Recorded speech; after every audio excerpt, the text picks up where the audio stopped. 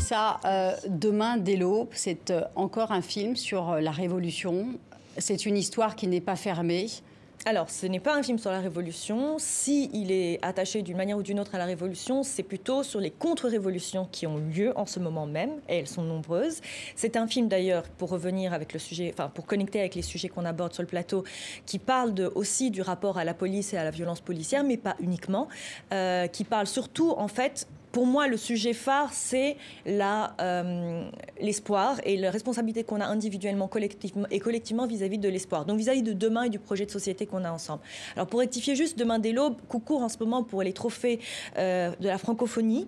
Donc Lotfi Achour et ma collègue Doria Achour concourent pour le meilleur premier rôle et la meilleure réalisation. Mais en ce moment à l'affiche, un autre film qui parle aussi de violence policière et qui reprend l'histoire de la fameuse Mérienne. La Belle et la Meute. La Belle et la Meute, réalisée par Kawthar Benania, qui était donc à Cannes cette année en compétition officielle et en ce moment sur les écrans, et parle aussi de la question policière, notamment sur des questions de mœurs. Ces deux films ont en commun justement, tout comme pas mal de films et de documentaires qui ont été produits après la Révolution, de se préoccuper du projet de société qu'on a ensemble en fait.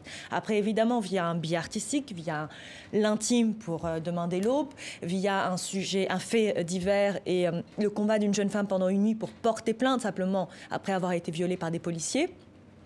Mais les deux sont axés sur deux choses, la jeunesse et l'espoir qu'elle porte, ou le désespoir qu'elle porte, et les luttes auxquelles elle fait face, et en même temps vraiment cette question fondamentale de comment allons-nous vivre ensemble, quelle société voulons-nous construire ensemble. Et justement, sur cette Tunisie post-révolution, 6 ans après, la démocratie, ça n'est pas que les urnes. Ah non, absolument pas. C'est pas l'automatisme des urnes. Ça, c'est très difficile à faire entendre parce qu'après l'euphorie, on passe par, Simone doit le savoir, on passe par un moment presque de désenchantement aujourd'hui. Monsieur et Madame tout le monde, même s'ils continuent à parler de politique et ils sont animés par des débats publics cruciaux, que je souhaite d'ailleurs qu'il ait de nouveau lieu à la France, qui en ce moment a un peu perdu le contact avec la démocratie active, mais en même temps, ils sont aussi dans une perte de foi en le politique parce qu'ils ont cru que c'était l'automatisme des urnes. Alors que non, c'est la lutte au quotidien, c'est descendre dans la rue, c'est aussi veiller à ce que nos dirigeants appliquent les projets pour lesquels ils ont été élus, c'est se battre pour une instance constitutionnelle faite, et c'est aussi faire des films. Par exemple, en ce moment, va être en compétition pour les Césars, un autre film du réalisateur Lotfi Achour, réalisateur de Demain dès l'aube, qui s'appelle La laine sur le dos. C'est un court-métrage que je vous invite à voir, qui est beaucoup passé sur d'autres chaînes et qui parle aussi de la corruption. La corruption, par exemple, c'est le rapport premier de l'individu tunisien avec le politique et avec ce qui représente le gouvernement, c'est-à-dire le policier. Pardon. Simone, vous êtes d'accord, cette action sur le terrain, elle est absolument indispensable aujourd'hui, et pas qu'en Tunisie. Vous avez mené des actions précédemment en Algérie, au Maroc. Quel bilan vous tirez justement de votre... Le problème, c'est l'application des lois, parce que bien souvent, et en Tunisie en particulier, la Constitution, les lois sont des lois progressistes. Mais le problème, c'est que vous avez les policiers, ils n'ont pas changé du jour au lendemain, ils étaient des policiers du temps de Ben Ali, et les choses, il faut un travail qui doit être fait sur différents éléments de la société pour que les choses changent.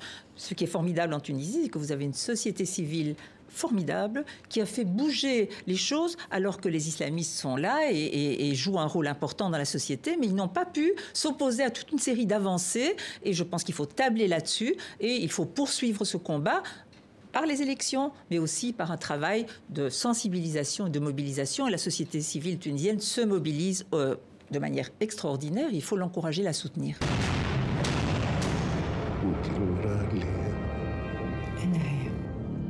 أنا المرأة اللي تحكي الحكاية المخبية في راسك، الحكاية الخايبة من مصر. فما جريمة اختراق للقانون تو سامبلومون. كما جيتش نعيش معاه من الاكسيدون تاع بابا راني ما نشوفوش بالكل. الاكسيدون؟ لاتاك ما في بالكش؟ سي اسماعيل، في بالي بيكم ما تعرفوش شكون. نعرفوا العمر ما يفوقش 13 سنة.